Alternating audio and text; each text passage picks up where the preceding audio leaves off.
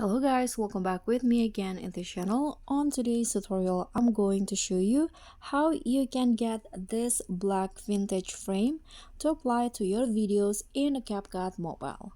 So if you want like some vintage touch on your videos, you can use this effect, this black frame that you can easily found on the CapCut video effects. So let's go to effects, video effects, and then find the TV category, or the vlog category, this one. Then in here just add this wobbly black effect. Click on the effect. You can see it will automatically add the vintage frame.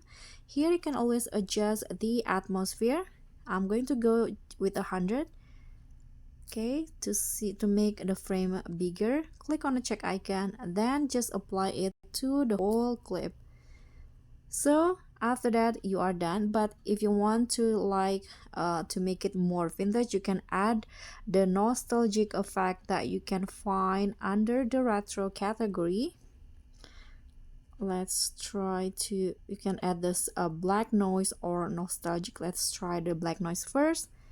Okay, you can see it looks like an old footage, or you can also add the nostalgic effect. Okay, so that's all from me. Thank you so much for watching. Don't forget to like, comment, and subscribe. Also click on the thanks button below. Bye.